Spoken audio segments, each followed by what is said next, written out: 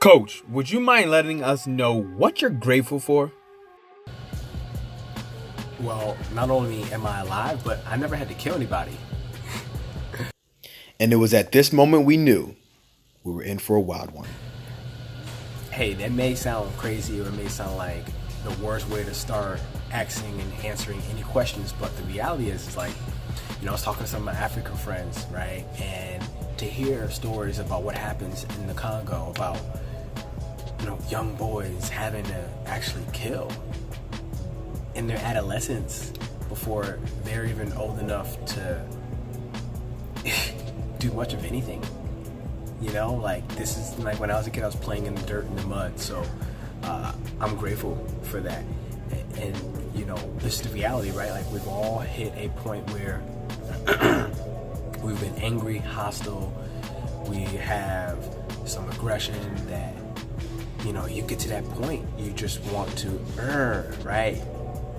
But I'm grateful that I have the support system and the people around me in place that really keep me in check, in line, and the fact that, especially now, I'm aware of my mental, emotional state, and I can become the observer of how I feel and beat it before anything ever gets that intense. So, yeah, that's what I'm grateful for. How did your career jump off? Yeah, my career jumped off in my garage, right? I didn't have many friends at one point. And I don't even know if I have a lot of friends now, but one of the things that did it was I had bought a bench press as my first investment, maybe 13 or 14 years old was my first investment, and it was $200. That's how I made some long-lasting friends that I still do have right now. We used to just do prison workouts in my garage at my mom's crib. There were no legs going on back during that day. Kanye West said, all chest, no legs. Food has always been a staple. And so the combination of food, delicious food, the best food that I don't even eat anymore, as I've been really practicing becoming more of a vegan and a vegetarian, somewhere in the middle, right? I kind of play with that line, but I've been feeling much better with it. And that's kind of really what jumped my career off, my love for food. And two, coaching for friends, which in reality I was just coaching because I loved it at that point, and I didn't even know I was coaching. I was just being generous. What is your main service at the Institute of LyFe? My main service, LyFe Lessons. It's the one that I ran on the East Coast in Connecticut that got me to California, the one that got me from California out here to Thailand right now, and it's going to be the one that gets me into China, Mexico, and everywhere else that I know I have planned to go. And Africa is a big one. What is LyFe Lessons? I created this acronym based off how I got myself from a place of complacency and stagnancy to a place of promise, and was able to start creating a profitable reality. So I really just took what I really did in my own life, which is why it's LyFe Lessons, and I re-engineered it into a program. And the program is Rocco, Rituals, Open Heart, focusing on gratitude, teaching people how to create rituals that fit for themselves. Crystallized Dreams, really just taking that thought, that flow state of our thoughts and our ideas, and crystallizing it on paper. So I think those are our dreams, right? Our thoughts are our dreams, so crystallizing those dreams on paper. Canny, which is really learning how to use good judgment or shrewdness in business or finances especially. Optimization. There's two parts. I had to have 40 lessons on optimization. All the other ones have only 20. How to become the warrior of your life, how to become the observer of your heart, your soul, your temple, the guardian. And some of that stuff is from the Motivation Manifesto. And a lot of it's just lessons that I've really incorporated in my own life to get me to this point of just euphoria. Please tell us, why did you create the Institute? Oh, this is simple. I began the Institute of LyFe because of Charles Xavier. He is the captain, right? The Don, the one who created the Institute for the X-Men. So yes, watching cartoons and eating cereal, X-Men was what got me into the Institute of LyFe. He had this institute where everyone was gifted, right? They all had a superpower. Some could fly, some had telekinetic superpowers. I find that we as humans, we all have our own superpowers. We're all unique in our own way. And I wanted to provide that same type of institute that people could safely practice who they were, who they want to be, who they would like to become, and not worry, right? Like I wanted us to build a system, an institute that gives people the chance to really just go all out in a world that just wants you to stay in control. So that's why I created this too, and I'm very happy I did. What else are you grateful for? What else am I grateful for? Travel. I'm grateful that I do not have any fear. I'm grateful that I'm alive and I have the ability to continue to move forward. Some people say, well, aren't you lonely? Don't you miss your family? And like, of course I do. And a lot of this is for them. At the same time, a lot of it is for me. And I'm going to say, first and foremost, it is for me.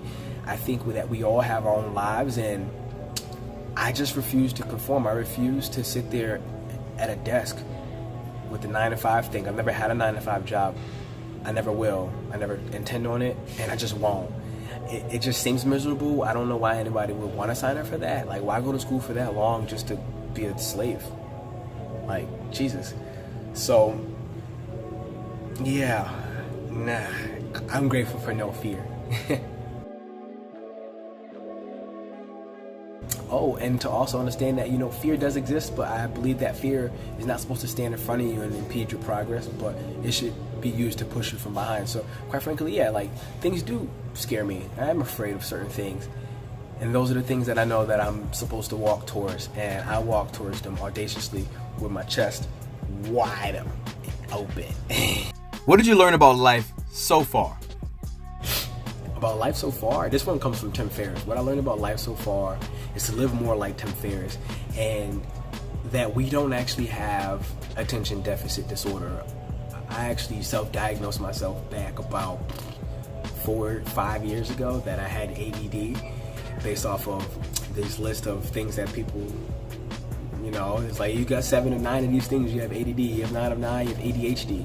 And I'm grateful, and what I've learned so far is that we don't actually have attention deficit disorder, we have an adventure deficit disorder.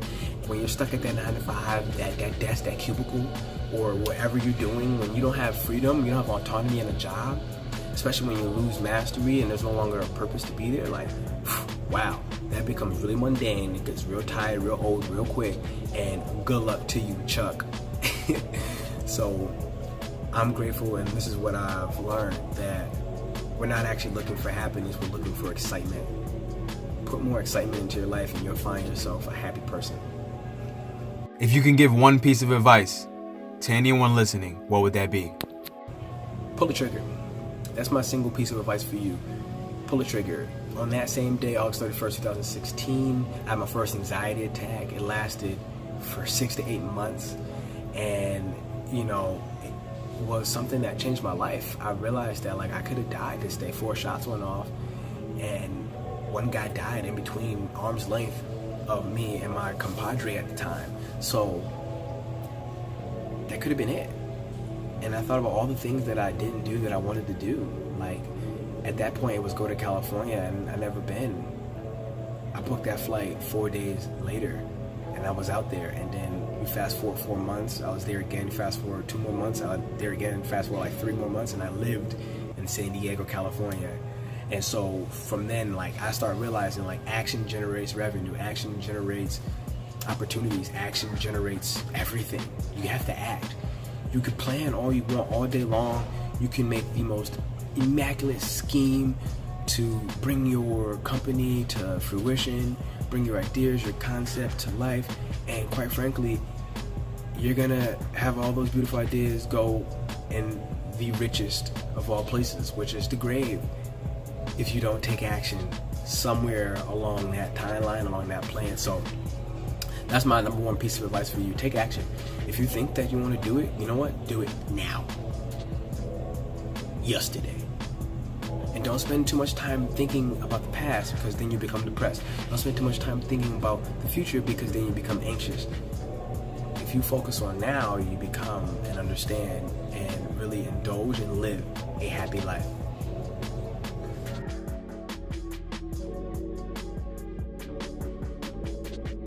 I'd rather have myself interview myself, because I don't really care about the fame and having them ask me questions that I don't really care to answer. I'd rather ask myself the question and tell you the answers for the ones that I feel we should know. Yeah. Wise, right? Yeah. Not normal. But if you're normal, you're probably miserable. Yeah, not miserable.